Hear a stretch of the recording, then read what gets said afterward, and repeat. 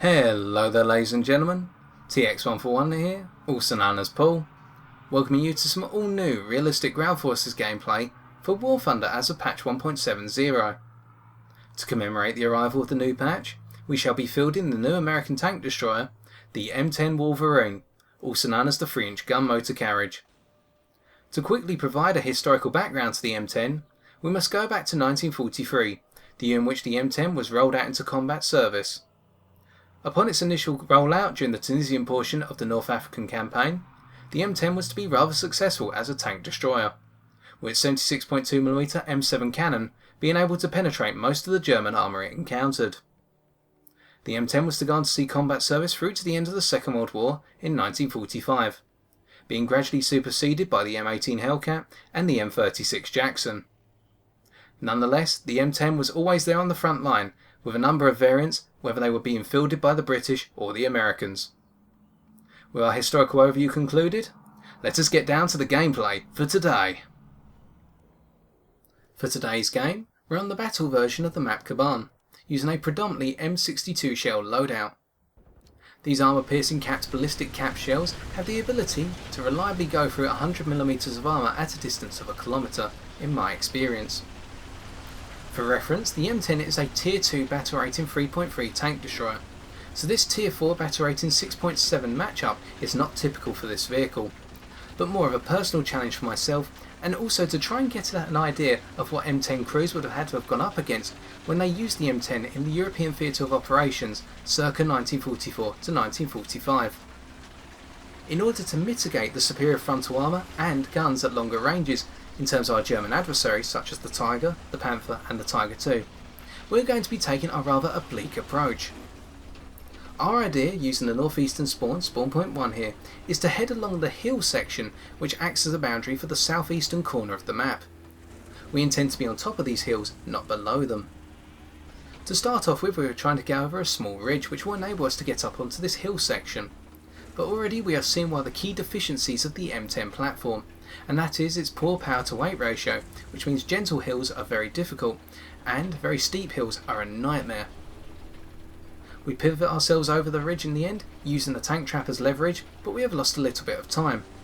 So this may come back to haunt us a bit later, or it may have removed our ability to get into a more forward position, as our friendly American tanks and our opposing German tanks will have been able to get into the forward positions well before we can oversight them.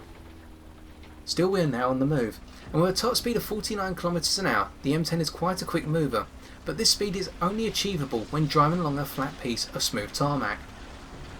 On more rough terrain, as what you are seeing now, a top speed ranging between 25km an hour to 35km an hour is more typical, and takes some time to build up, especially by comparison with the battle rating contemporaries of this vehicle, such as the Panzer IIIM or the earlier T-34s, which will be able to pick up speed much more quickly and maintain it. Regardless, as we push along, we're going to be staying towards the tank traps at first, so that we do not expose our profile in the distance to any adversary that is willing to take a shot at us or looking along this ridgeline. As more and more players seem to now know of this position, whether it be from the southwestern spawn or the northeastern spawn. But this gameplay is going to highlight just as much the M10's performance as it will the importance of being able to flank, which I mention time and time again, whether I'm doing a live video or the uncensored ones, or I am doing a scripted video, well not scripted but post-commentary video such as this one. You can put a shell through the frontal armour of a tank, but it's a lot safer and a lot easier to put one through the side, and from a position when your opponent does not know where you're coming from. We head for a small trough, and now we have a bit of a difficulty here. We need to head up on an exposed ridge, because our next position, and the one we want to be in, is a little bit deeper and more covered. We begin to push along, as this will align us with our friendly capture point at A, if we manage to do so. But we notice a Panther A and a Tiger II side by side in the distance. The Tiger II has been eliminated, but the Panther A is still in action, meaning that we're just going to have to push along and assume the Panther A is too busy shooting at friendly targets on our team to notice us. And this works well, because this is an early stage of the game and most opponents will be entranced by the initial engagements at this point. We keep on pushing forward, and we start to turn our turret, with our 4.5 degrees per second turret traverse, if I remember correctly, being a major handicap in this vehicle. If you are circled by a light tank or a fast medium tank, it could be curtains for you, and this is something to be wary of. This also means you will have to take time in setting up your shots and turn your turret accordingly before you go into a firing position. Try to preempt where you're going to fire. We sight an AI Tiger II with the Porsche turret, or the one that is labelled as the Porsche turret, and we start to put the rounds in. We're around every 5.8 seconds on our stated reload rate, meaning that we have got a very fast fire rate, and our third round achieves a critical hit towards the ammo rack and central crew. Our fourth achieves the kill, and we can see here how the motto of keep firing until it's dead really comes in handy, as we now line up a shot on a Panther A, dropping just a little bit short at first but trying to get into the side of their turret. Our second shot goes high up into their commander, knocking their commander out, but this is all the damage we are going to do, as we put another round in and only achieve a grazing hit, just shy of their shot trap. Here we notice that an enemy tank has started to capture our friendly capture point, but has driven out.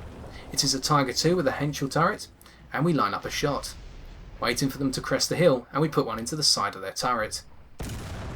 This kills off a good portion of their internal modules, knocking out their cannon breech, which was the most important item, and our second one goes straight into the ammo rack, providing us with another kill. We bounce off a shell from the Panther A. Fortunately, our frontal slope does its job, although we cannot rely on it twice. This Panther A has picked up on our smoke trail whenever we fire and is trying to get a lead on us. We are using the very small ridgeline here to hide ourselves, but at the same time we have to be aware of the fact that our rear 12.7mm machine gun may be exposing our tank and giving away our position. We are going to stay behind a small tree for the time being, as this provides us with a little bit of line of sight cover, but nothing more. We are going to have to wait it out and hope that the Panther A becomes distracted, as a ton of machine gun fire and cannon fire seems to be exchanged on the lower ground. We just set up shop here and wait for the next possible opportunity, noticing that the Panther A has now moved and probably moved into a position where they can try to get a better shot onto us. We keep our eyes on A as it is gradually neutralised, and we need to ensure that any enemy tanks that move into A are dispatched accordingly, as we are going to act as the defending sniper here rather than the aggressor. We see some more machine gun fire probably coming from that Panther, and we continue to look around, with the binocs come in handy here, being able to look over the ridgeline when our gun sight may have not been able to. We have not detected anything yet, but there is a Jagdpanther just below, and we have finally spotted it. We line up a shot using our binoculars, shoot through the weeds, and achieve another kill, detonating the ammo rack of the Jagdpanther, or at least killing off the rest of the crew. We do, however, expose ourselves through that gunshot to the Panther A that was waiting for us, and they are a very good player in my opinion because they waited until the right opportunity. Their 75mm shell went straight into our gun manlet, or indeed into our gun, knocking it out and injuring a good portion of our crew. And that is why the key problems of the M10, whether you are up against higher battle rating adversaries or the ones of the same battle rating, when you take hits, especially into the turret, it is very dangerous and you will take a lot of damage. In the meantime, having repaired our cannon breech, we notice a Panther and a Tiger II and at least one more Panther heading towards our base. We cannot look down yet because the Panther from earlier, the Panther A, is still looking up towards us, so we are rather apprehensive, but fortunately for us the P-51D knocks out one of the Panthers and the Tiger II, meaning that we only have the other Panther that is pushing along to deal with now. The Panther comes underneath the ridge, meaning that if we do have to take a shot on them we will be fully exposed, so we are just going to wait for the time being and notice another Panther in the distance. This appears to be an AI Panther, but we ring out a shot. The shell misses unfortunately, and we decide not to fire again. We need to make sure that if we are going to get hit, if we are going to move or take another shot, we are not going to get hit, because our muzzle flare there may have given us away. We continue to look around, and we notice another Tiger II, hitting them into the side of the turret, and damaging a good portion of internal modules, including a knockout of the turret drive. Our second shell goes right into the fuel tank and achieves another kill for us, showing how very quickly the high fire rate of 1 round every 5.8 seconds with our current crew setup, or a standard fire rate of 6.3 seconds, is incredibly effective. But that cannot save us from a shell in the back from a Tiger with its 88mm gun. The Tiger knocks out our turret drive and we continue to use our acceleration, whether it be rather gradual in terms of our power to weight ratio, to get out of the way. This enables us to put a small ridge between us and the Tiger, so we were rather lucky in that regard that they only put the shell into our turret and killed one of our crew members.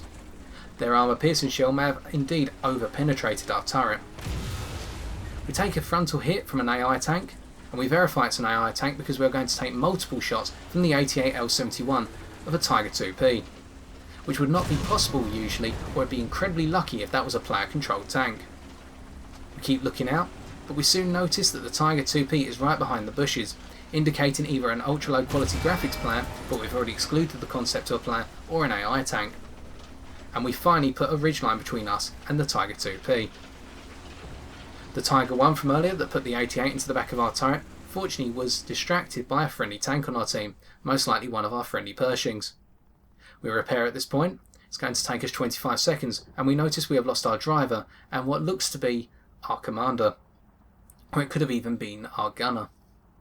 Either way, we type into the chat, phew, because we were rather fortunate there, and we should be grateful for whatever luck we have. We continue to look around at the scenery, and what is nice about this position is that if there are enemy bombers or just aircraft in general, they will find it very difficult to spot you if you continue to move along this ridgeline throughout the course of the game. The tree cover provides you with some excellent top cover, and that is needed when you've got an exposed and open top turret, such as that in the M10, with artillery being incredibly effective, especially if it lands on top of the turret.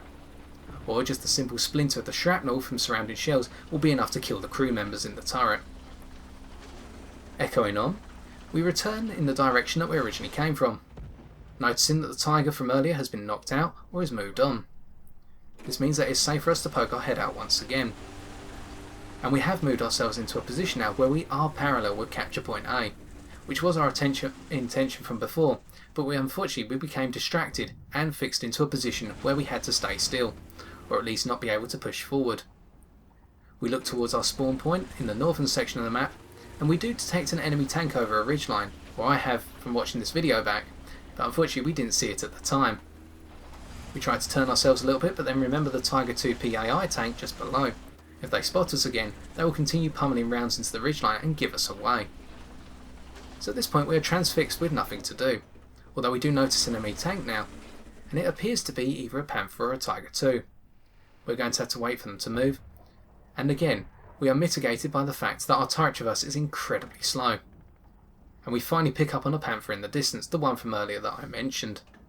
We also look down to try and look for the Panther from earlier that we originally spotted, and we pick them up. The Panther is going well below the ridgeline, meaning that we cannot use our 10 degrees of gun depression, although brilliant, in order to drop our gun sight onto them, so I had to aim at the Panther in the distance. They're at a distance of approximately 800 metres to a kilometre, so we may be able to get some hits onto target and get them through the armour.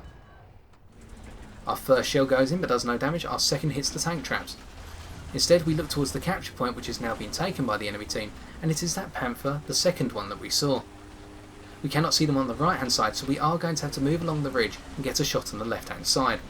It is the only other position they can be in other than behind the pillbox, or at least a set of tank traps there.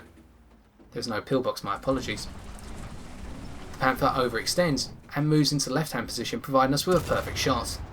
We put one in, knocking out their engine, setting them on fire, and we go to put the second into their turret. Hopefully this should provide us with a kill. Nope, but it knocks out a good portion of their crew and internal modules, meaning that our third shot should be more than enough. We do a little bit of damage to their transmission, perhaps our fourth. But again, we're going by the mentality here, keep ringing them in until the thing burns. And number 4 does its job, detonating the ammo rack and sending the turret flying. The enemy team are still capturing, so there must be something else in the capture point. We notice it's not on the right hand side, so it's got to have been with the Panther. We look up to see if that Panther from earlier has moved from their top position, and we cannot identify them. Fortunately for us, a friendly P-47D knocks out a Google Blitz, meaning the enemy team has stopped capturing. This game can extend for a little bit longer. And we see a Panther F here, along with another Panther side by side, and they both appear to be AI tanks, meaning that we can declassify them for the purposes of this game, or at least not pay attention to them. We again notice the Panther from earlier, and we try to get another shot into the side of them. Interestingly, they were knocked out by our friendly M19 just before we could land our shot onto target, but we had a very nice exposed side shot there. Congratulations to the M19 on knocking them out. As we wait, our P-47 in the skies is doing their job, harassing the enemy vehicles and knocking the heavier ones out with their bomb and rocket load. We look over towards the further ridgelines because you can get up onto the hills in the northwestern corner of the map, but there do not seem to be any enemy tanks up there, or at least the enemy team has not considered positioning up there. We continue to sit here and wait for targets. looking up to the far reaches of the map just in case there's a Ferdinand or anything along those lines, using its long-barreled 88 to greater effect as a sniper at that distance. We have to tiptoe here because we have done well, or at least we are thinking we have done well, and we need to make sure that we do not overextend or do anything stupid as the game enters its waning stages.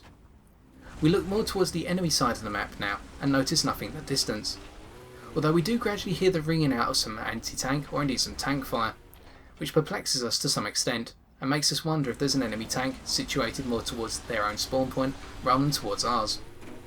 We would push along the ridgeline here, but again that would be risky, and we have to consider the fact that the ability for the M10 to traverse, or indeed traverse in position, is not possible. As we can see here, we have to put a little bit of forward motion into the vehicle. It can be a bit difficult then to actually get this tank to turn around, especially when you need to change direction, and here we're going to see that in action, whereby an enemy tank is now capturing A, and we need to make a full 180-degree turn, and it is rather laboured. Although in fairness we are on a slight slope, and at the same time we're on very rough terrain and trying to turn within a confined space. We eventually bring our tank around, but this puts a little bit of pressure on us, as whatever is capturing the flag has now almost reached the quarter point. We head back to our original firing position, and we notice there's a Messerschmitt 19F in the skies, but they have just dropped their bomb. Well, they have knocked something out, but they will drop their bomb well away from us. We look over towards A, and we see a Ferdinand, and we want this. We want Mr. Porsche in our sights. We use our binoculars to make sure they're not looking at us, then we head up onto the ridgeline, use our binoculars to range in, and open fire. Our first shell knocks out their gunner, loader, and damages their horizontal turret drive, but a Hetzer has just arrived, and we worry that the Hetzer may look towards us. Instead we switch over to the Hetzer and set them on fire and knock out some of their crew. But we have made a mistake here, and that is we have let the Ferdinand turn their 200mm of frontal armour towards us, meaning that we cannot knock out the Ferdinand, but we can knock out the Hetzer. With our 5 player kills now in the bag, making us a tank ace, we are aware that we can no longer do anything to knock out the Ferdinand, because we do not have the penetration even with the high velocity armour piercing shells, which can go through on average 125mm of armour at a distance of a kilometre to good enough effect.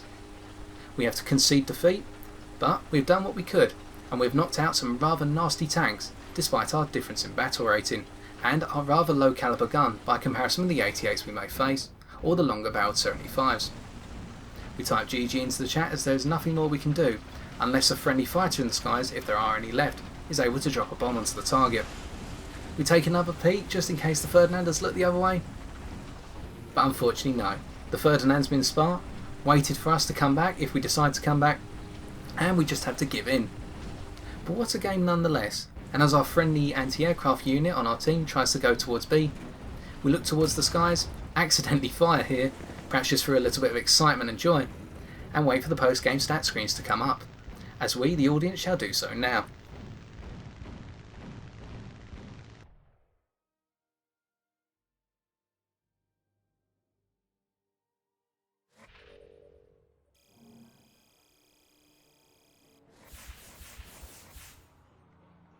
With our 6 kills, including 1 AI and 5 players, totaling to 10,153 silver lines and 1,035 research points, with all of this research going towards our work on the M4 Sherman no less, we conclude here on how this gameplay has served to demonstrate 3 important factors.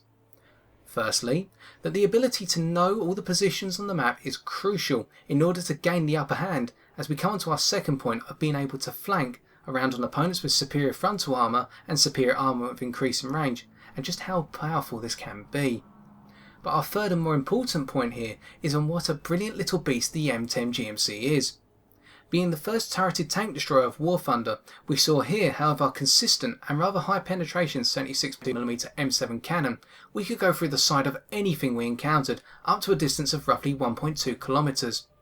Imagine what this gun will be like at its battle rating of 3.3, or even if it is boosted within the coming weeks to something a little bit higher. There are of course some downsides to the M10 which need to be accounted for.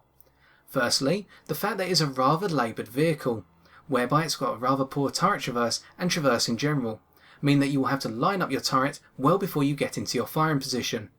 You also have a poor power to weight ratio which makes going up hills difficult, and the tank in general feels as though it is difficult to get into position quickly. You need to take your time and know the approach you're going to take. Additionally, you have to be wary of the fact that the overall durability of the vehicle is quite poor, especially with that open top turret being susceptible to having the crew completely knocked out if a high explosive shell lands in from artillery, or indeed a shell goes straight through the side of the turret and detonates accordingly. But nonetheless, by playing to the strengths of this vehicle, we're able to come third in a game well outside of our battle rating margin. And I think we acquitted ourselves so well that I'm going to call my M10 the killer of Kuban in the future. What are you going to call yours? And so I've been TX141, and if you've enjoyed this video, why not leave a like, comment or subscribe for future War Thunder videos on my channel. Yet until next time, ladies and gentlemen, take care and good luck on the battlefield!